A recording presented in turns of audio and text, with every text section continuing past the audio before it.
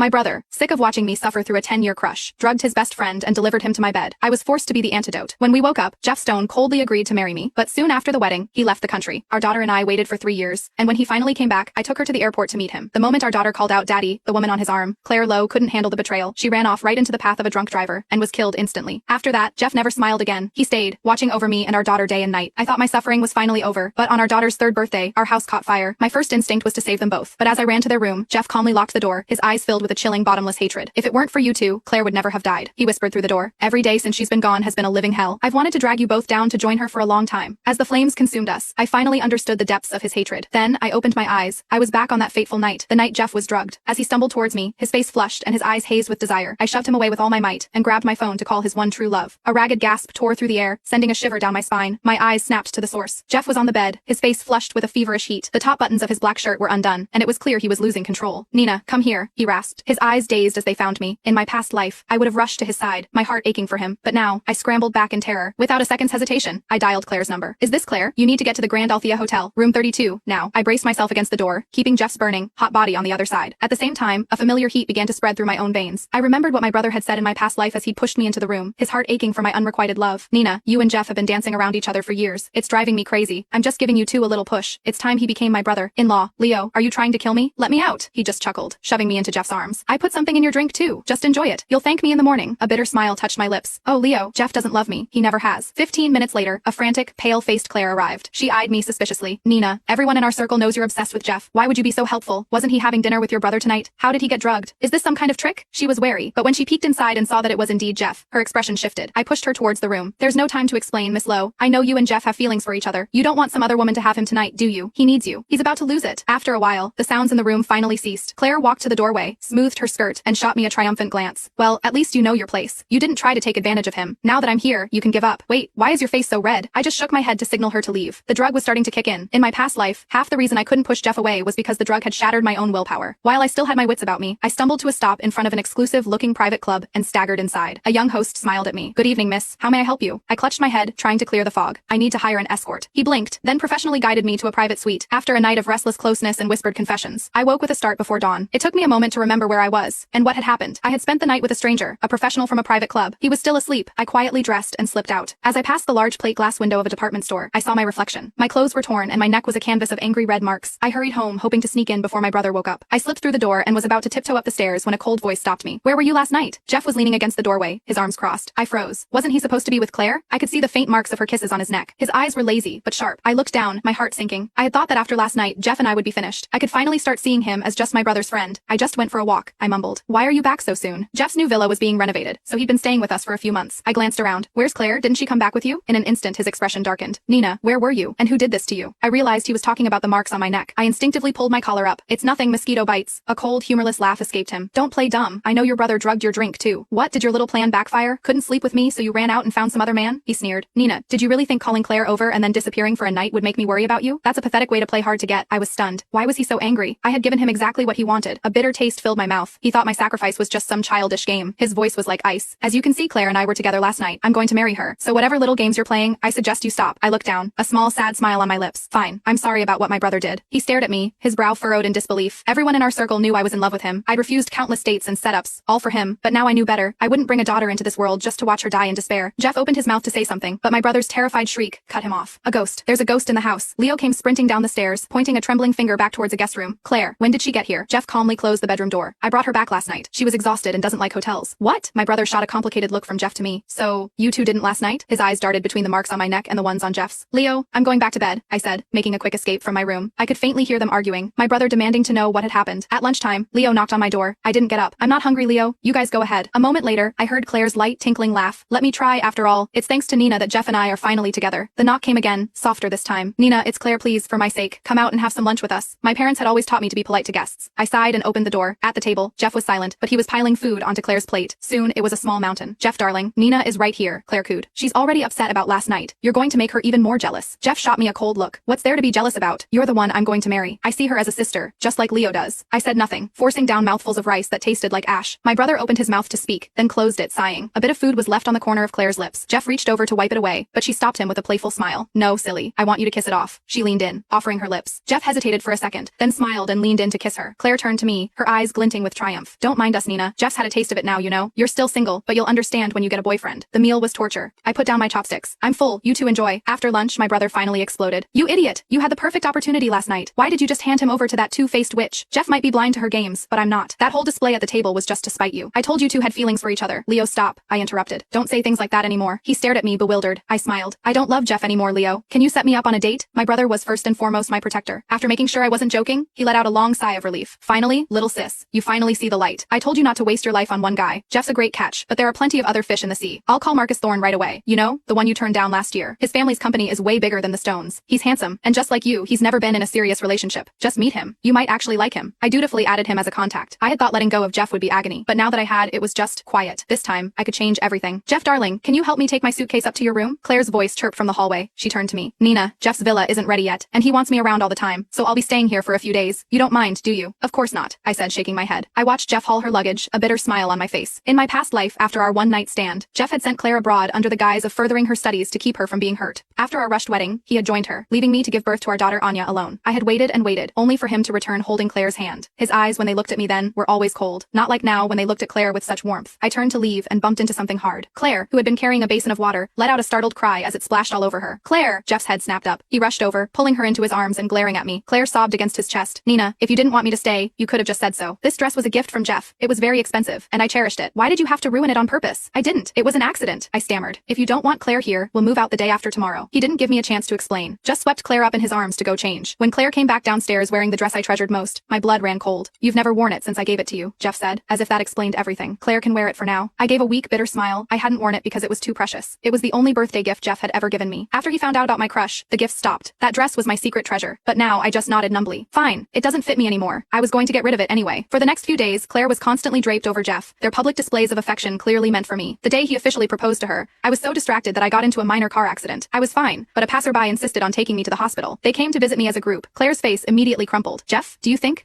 Nina did this on purpose? Because we got engaged? It's all my fault, she whimpered. If I hadn't pushed you to propose, this never would have happened. It has nothing to do with you, Jeff soothed her. Hush, I ordered you that milkshake you like. It should be here. Why don't you go get it? The moment Claire was gone, Jeff's face hardened. Nina, did you really have to pull a stunt like this on our engagement day? Are you that desperate to break us up? I told you to give it up. There will never be anything between us. I just smiled faintly. You're mistaken, Jeff. I only see you as a brother, and my accident had nothing to do with you. He didn't believe me. Claire and I are getting married soon, he said, his voice softer but still firm. If you know what's good for you, you'll find a boyfriend and get over me. I already have one, I said.